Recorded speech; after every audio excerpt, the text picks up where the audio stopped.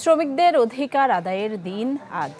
বিশ্বের অন্যান্য দেশের মতো বাংলাদেশেও বর্ণাঢ্য আয়োজনে পালিত হচ্ছে মহান মে দিবস। এ উপলক্ষে রাজধানীর পুরানা পল্টন থেকে প্রেস ক্লাব, বিজয়নগর থেকে মুক্তাঙ্গন মুখর ছিল শ্রমিকদের পদচারণায়।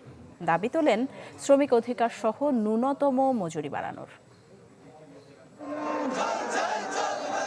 শ্রমিকের রক্ত, ঘাম, দ্রোহ, বিপ্লবের লালে রঙিন পুরো এলাকা।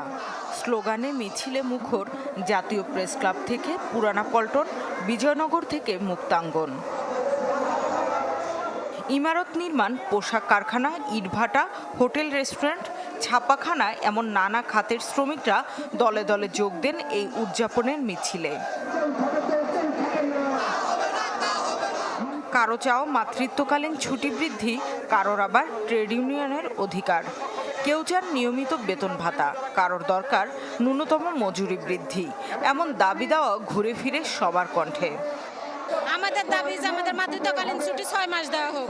আমরা সুযোগ সুবিধা যেটুকু পাবো ভাবে আমাকে দেয় না, বোনাস তেমন দেয় না, আর বেতনও তেমন দেয় না। আমাদের নিরাপত্তা, আমাদের শ্রমিক মারা গেলে এটা ন্যায্যই পাই না, আমাদের বেতন দাবি এটা পাই না। এমন সাধারণ শ্রমিকদের অধিকার আদায়ের লড়াইয়ে যারা নেতৃত্ব দেন তারা ভাবনাকে আরেকটু বড় পরিসরে নিয়ে প্রশ্ন তুলেন মালিকপক্ষ কিংবা নীতি নির্ধারকদের সদিচ্ছা নিয়েও। সারা দেশে শ্রমিকের সেই জাগরণ ঘটাইতে হবে। এখন সময় আসছে শ্রমিকদেরকে দেশের দায়িত্ব দিতে হবে। এইটা ছাড়া আমরা দেশকে বাঁচাইতে পারবো না। তারা গণতন্ত্রের জন্য আজকে লড়াই করবে, কেননা রাজনৈতিক লড়াইয়ের মুক্তি ছাড়া শ্রমিকদের কোনো অধিকার প্রতিষ্ঠা হবে না। 8 ঘন্টা কর্মদিবস সুনির্দিষ্টভাবে বাস্তবায়ন করতে হবে। ন্যায্য মজুরি আইন করে জাতীয় ন্যূনতম মজুরি ঘোষণা করতে হবে। কর্মক্ষেত্রে নিরাপত্তা এবং নিশ্চয়তার বিধান করতে হবে।